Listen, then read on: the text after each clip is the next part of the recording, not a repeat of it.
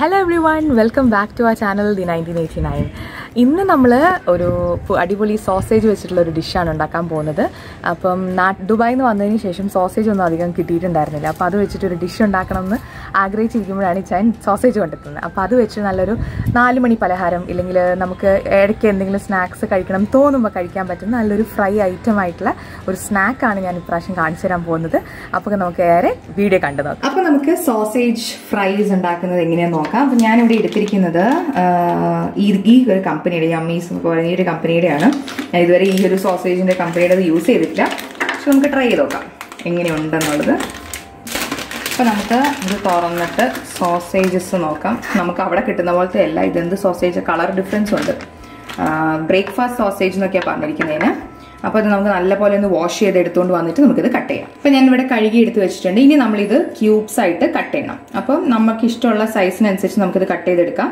അപ്പം ഞാനിപ്പോൾ ഇവിടെ ഈ ഒരു വലുപ്പത്തിലാണ് കട്ട് ചെയ്യുന്നത്. അപ്പം നിങ്ങൾക്ക് ഇഷ്ടമുള്ള വലുപ്പത്തിൽ കട്ട് ചെയ്തെടുക്കുക. കണ്ടോ, ഈ ഒരു ക്യൂബ് സൈസ് ഇതുപോലെ ആയിരിക്കണം നമ്മുടെ സോസേജ് കട്ട് ചെയ്ത് കഴിയുമ്പോൾ വേണ്ടത്.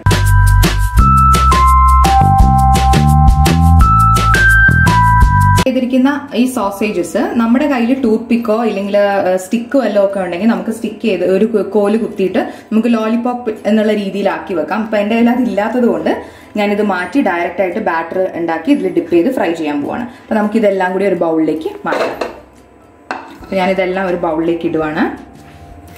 അത് കഴിഞ്ഞിട്ട് വേണം നമുക്ക് ഇതിന് വേണ്ട ബാറ്റർ റെഡിയാക്കാനായിട്ട്.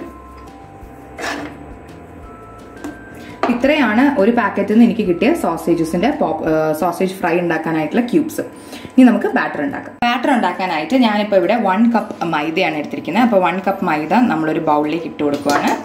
ഈ 1 കപ്പ് മൈദയുടെ കൂടെ നമുക്ക് വേണ്ട അടുത്ത ഇൻഗ്രീഡിയൻ്റ് എന്ന് പറയുന്നത് 1 ടീസ്പൂൺ ബേക്കിംഗ് പൗഡറാണ്. ബേക്കിംഗ് സോഡ ഉണ്ടെങ്കിൽ 1/2 ടീസ്പൂൺ ചേർത്താലും മതി. ഇതിപ്പോൾ 1 ടീസ്പൂണാണ് ബേക്കിംഗ് പൗഡർ ഞാൻ ചേർത്തിരിക്കുന്നത്. പിന്നെ ഈ ബാറ്ററിന് ആവശ്യത്തിന് വേണ്ട ഉപ്പ്, പിന്നെ ഒരു 1/2 ടീസ്പൂൺ പഞ്ചസാര ഞാൻ ചേർക്കുന്നുണ്ട് ഈ ബാറ്റർ നല്ലൊന്ന് ഫ്ലഫി ആവാനായിട്ട്. പിന്നെ നമുക്ക് ഒന്നെങ്കിൽ റെഡ് പെപ്പർ ഉണ്ടെങ്കിൽ നിങ്ങൾക്ക് റെഡ് പെപ്പർ ചേർക്കാം. അല്ല എന്നുണ്ടെങ്കിൽ നിങ്ങളുടെ കയ്യിൽ കാശ്മീരി ചില്ലിയോ ഇല്ലെങ്കിൽ ക്രഷ്ഡ് ചില്ലിയോ ഒക്കെ ഉണ്ടെങ്കിൽ അത് ചേർക്കാം. ഞാനിപ്പോൾ ഇവിടെ സ്പൈസി ആയിട്ടുള്ള ചില്ലി പൗഡറാണ് ഇവിടെ ആഡ് ചെയ്യുന്നത്. നമ്മുടെ എരിവിനനുസരിച്ച് നമുക്ക് വേണമെങ്കിൽ ഇത് ആഡ് ചെയ്യാം. കാരണം ഇതിൻ്റെ അകത്ത് വേറെ സ്പൈസിനെസ് ഒന്നും വരുന്നില്ല. അപ്പോൾ ഇത് ആഡ് ചെയ്യാം. അത് കഴിഞ്ഞിട്ട് നമ്മളിത് നല്ലപോലെ ഒന്ന് മിക്സ് ചെയ്ത് കൊടുക്കണം. ഇത് മിക്സ് ചെയ്ത് കഴിഞ്ഞാൽ അടുത്തത് നമുക്ക് ഒന്നെങ്കിൽ വെള്ളം ഉപയോഗിക്കാം, നിർബന്ധമൊന്നുമില്ല പാല് വേണമെന്ന്. പക്ഷെ പാലാണെങ്കിൽ കുറച്ചും കൂടി സോഫ്റ്റ് ആയിട്ട് കിട്ടും. അപ്പം ആദ്യം നമുക്ക് ഇതിൻ്റെ അകത്തോട്ട് ഞാനിപ്പോൾ ഒരു 1/2 കപ്പ് മിൽക്കാണ് എടുത്തിരിക്കുന്നത്. റൂം ടെമ്പറേച്ചറിലുള്ള മിൽക്ക് വേണം. അപ്പം ഞാനിതിപ്പോൾ കുറച്ചായിട്ട് ഒഴിച്ച് മിക്സ് ചെയ്ത് കൊടുക്കുക ചെയ്യുന്നത്. അങ്ങനെ നമ്മൾ നല്ല കട്ടിയുള്ളൊരു ബാറ്ററാക്കി എടുക്കണം. ഇപ്പം ഞാനിത് പാലൊഴിച്ച് നല്ലപോലെ ഒന്ന് മിക്സ് ചെയ്തെടുത്തിട്ടുണ്ട്. ഇനി നമുക്ക് ഇത് കുറച്ചൊരു കട്ടി കൂടുതലാണ്. കണ്ടോ, ഒരു കട്ടി കൂടുതലാണ്. അപ്പോൾ ഈ ഇതിൻ്റെ അകത്തുള്ള കട്ടകളൊക്കെ ഒന്ന് ഉടയ്ക്കണമെങ്കിൽ, ലംസ് ഒക്കെ ഒന്ന് ഉടയ്ക്കണമെങ്കിൽ നമ്മളൊരു 1/4 കപ്പ് കൂടി വെള്ളം ഞാൻ എടുത്തിട്ടുണ്ട്. ഈ 1/4 കപ്പ് വെള്ളം കൂടി എടുത്ത് നമുക്ക് ഇതിൻ്റെ അകത്തോട്ട് ഒഴിച്ച് നല്ലപോലെ ഒരു ബാറ്ററാക്കി എടുക്കാം. അപ്പോൾ ഭയങ്കര ലൂസ് ബാറ്ററും ആവരുത്, എന്നാൽ ഭയങ്കരമായിട്ട് അങ്ങ് കട്ടിയുള്ള ബാറ്ററും ആവരുത്. ഒരു മീഡിയം, നമ്മൾ പഴംപൊരിയൊക്കെ ഉണ്ടാക്കുമ്പോൾ നമ്മൾ ഉണ്ടാക്കുന്ന ആ ബാറ്ററിൻ്റെ ഒരു തിക്നെസ്സിൽ ഉണ്ടാക്കിയെടുക്കുക. എന്നിട്ട് നമ്മളിത് ഡിപ്പ് ചെയ്ത് ഫ്രൈ ചെയ്യുവാണ് ചെയ്യുന്നത്. സിമ്പിളാണ് ഉണ്ടാക്കാനായിട്ട്, വളരെ ടേസ്റ്റിയാണ്. അപ്പോൾ കുട്ടികൾക്കൊക്കെ സോസേജ് ഉണ്ടാക്കുമ്പോൾ ഇങ്ങനെയൊക്കെ ഉണ്ടാക്കി കൊടുക്കാം. അപ്പോൾ നമുക്കിത് ഈ ബാറ്ററിൻ്റെ അകത്തോട്ട് ഇനി സോസേജസ് ഇടാം. ഞാൻ നിങ്ങളോട് പറയാറുള്ള പോലെ തന്നെ ഞാനിവിടെ എന്ത് ഡിഷ് ഉണ്ടാക്കിയാലും ഇച്ചാന് കുറച്ച് സ്പൈസിനെസ് കൂടുതൽ വേണം. അപ്പം നിങ്ങൾ ഉണ്ടാക്കുമ്പോൾ ബാറ്റർ ഇതാ ഇങ്ങനെയായിരിക്കും വരിക. അപ്പോൾ സ്പൈസിനെസ് ആവശ്യമുള്ളവർ എന്താ ചെയ്യേണ്ടതെന്ന് വെച്ച് കഴിഞ്ഞാൽ ഈ ബാറ്ററിലേക്ക് ഞാനിപ്പോൾ ഒരു ടീസ്പൂൺ ക്രഷ്ഡ് ചില്ലി ആഡ് ചെയ്യുന്നുണ്ട്. അപ്പം ഇതിൻ്റെ ഇടയിൽ കടിക്കാനായിട്ട് ഈ ക്രഷ്ഡ് ചില്ലിയുടെ ഒരു സ്പൈസിനെസ്സും കൂടി കിട്ടും. അപ്പം ഈ ക്രഷ്ഡ് ഇല്ലാന്നുണ്ടെങ്കിൽ ഇത് ചില്ലി സോസിൻ്റെ കൂടെ സെർവ് ചെയ്താൽ മതി കേട്ടോ. ഇത് ഇല്ലെങ്കിൽ ഈ സ്റ്റെപ്പ് അവോയ്ഡ് ചെയ്തിട്ട് നിങ്ങൾക്ക് സ്പൈസി ആയിട്ടുള്ള ഏതെങ്കിലും റെഡ് ചില്ലി സോസിൻ്റെ കൂടെയൊക്കെ സെർവ് ചെയ്താൽ മതി. അപ്പം ഞാനിപ്പോൾ ഇവിടെ റെഡ് ചില്ലി ക്രഷ് ചെയ്തിരിക്കുന്നത് ഇട്ടു 1 ടീസ്പൂൺ. ഇനി ഞാൻ ഇതിൻ്റെ അകത്തോട്ട് സോസേജ് ഇടാൻ പോവാണ് 1 by 1. നമുക്ക് ഇതെങ്ങനെയാണ് ഡിപ്പ് ചെയ്ത് ഫ്രൈ ചെയ്യുന്നത് നോക്കാം. അപ്പോൾ ഡിപ്പ് ചെയ്യുമ്പോൾ ഞാൻ പറഞ്ഞ പോലെ ഒന്നെങ്കിൽ സ്റ്റിക്കിൽ നിങ്ങൾ കുത്തുക, അല്ലെങ്കിൽ ഒരു ഫോർക്ക് സ്പൂൺ എടുക്കുക. ഫോർക്ക് എടുത്തിട്ട് ഇതൊന്ന് മൈദ നിങ്ങൾ മാറ്റി വെച്ചിരിക്കുക. കുറച്ച് മൈദയിൽ ഇതിങ്ങനെ ഒന്ന് ഡിപ്പ് ചെയ്ത് കൊടുക്കുക.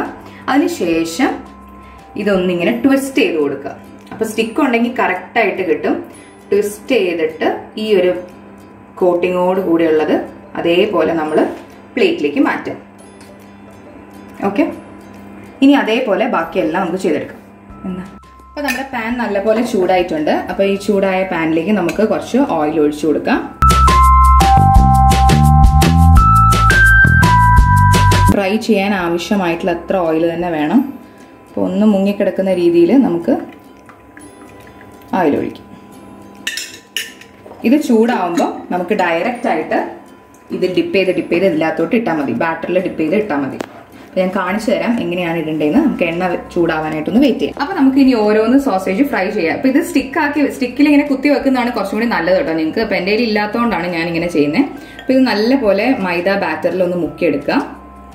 ഈ മൈദ വെറും പൊടിച്ച സാധാ മൈദപ്പൊടിയിലൊന്ന് ഇത് മുക്കിയെടുക്കുക. അത് കഴിഞ്ഞിട്ട് നമ്മൾ ഈ ബാറ്ററിലേക്ക് ഡയറക്റ്റ് ആയിട്ടൊന്ന് ഡിപ്പ് ചെയ്യുക. ഡിപ്പ് ചെയ്ത ഉടനെ നമ്മൾ എണ്ണയിലേക്ക് ഇട്ട് കൊടുക്കുകയാണ് വേണ്ടത്. അതേപോലെ നമ്മൾ ഓരോന്നും ചെയ്തെടുക്കണം. അപ്പോൾ നമുക്കിത് ഓരോന്നായിട്ട് ഫ്രൈ ചെയ്തെടുക്കാം.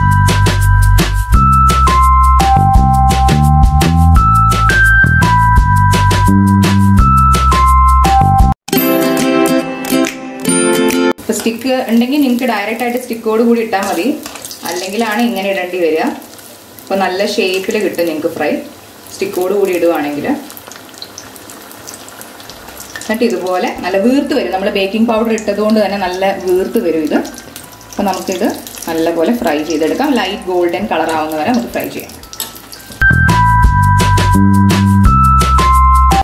നിങ്ങളിപ്പോൾ സ്റ്റിക്കിലാണ് ഫ്രൈ ചെയ്യാൻ ഇടുന്നതെങ്കിൽ ഇത് കണ്ടോ ഇതേപോലെ കറക്റ്റ് ബോൾ ഷേപ്പിൽ തന്നെ നിങ്ങൾക്ക് കിട്ടും. ഇതിപ്പോൾ ഞാൻ സ്റ്റിക്കിലല്ലാത്തത് കൊണ്ടാണ് ഇത് ഈ ഒരു ഷേപ്പിലായിട്ട് കിട്ടുന്നത്. അപ്പോൾ നിങ്ങൾ സ്റ്റിക്കിൽ തന്നെ ചെയ്യാനായിട്ട് ശ്രമിക്കുക കേട്ടോ. അപ്പോൾ നമുക്ക് ആദ്യത്തെ ട്രിപ്പ് കോരിയെടുക്കാം. ഇതേപോലെ ബാക്കിയെല്ലാം ചെയ്യാം.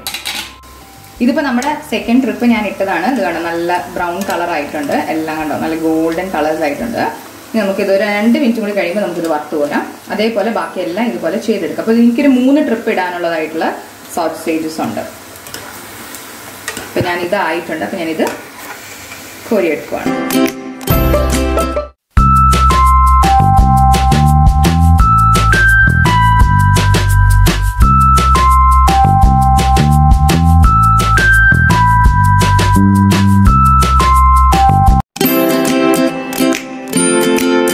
ഇതിപ്പോൾ നമ്മൾ ഇങ്ങനെ ഒന്ന് ഇട്ട് ഇളക്കി കൊടുത്താലൊന്നും ഇതിൻ്റെ കോട്ടിംഗ് ഒന്നും പോകില്ല കേട്ടോ. നല്ല കോട്ടിങ്ങോട് കൂടി തന്നെ നമുക്ക് കിട്ടും.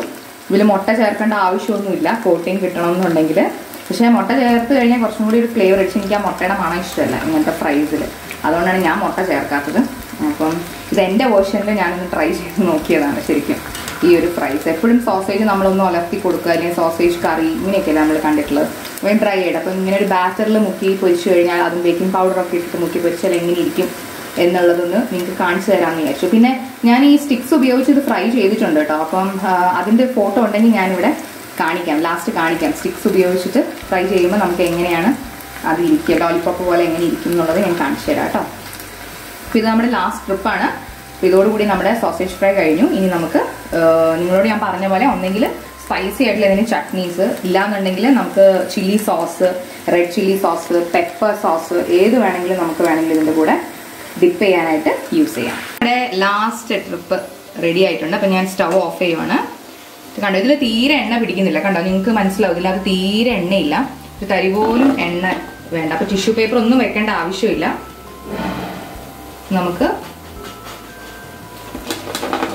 ഇങ്ങനെ സെർവിങ് ബൗളിലേക്ക് മാറ്റാം. ഇന്ന് ഈ ഡിഷ് ടേസ്റ്റ് ചെയ്യാൻ പോകുന്ന ഇച്ചായനാണ്. ഇച്ചായന് ഇഷ്ടമുള്ള സാധനമാണ് സോസേജ്. അപ്പം ഇതിൻ്റെ കൂടെ നല്ല ചട്നി കൂട്ടി ഇച്ചായൻ ടേസ്റ്റ് പറയും. അപ്പം നമുക്ക് ഇച്ചായൻ്റെ ടേസ്റ്റ് ചെയ്തിട്ട് എങ്ങനെയുണ്ട് അഭിപ്രായം എന്നുള്ളത് കേൾക്കാം. ഓക്കെ, അപ്പോൾ നമ്മുടെ സോസേജ് ഫ്രൈ ഇതാ അവിടെ റെഡി ആയിട്ടുണ്ട്. നിങ്ങളെല്ലാവരും കണ്ടല്ലോ.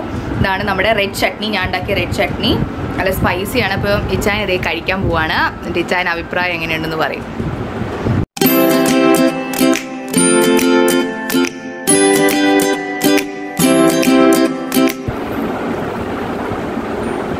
എങ്ങനെയുണ്ട് ചായ?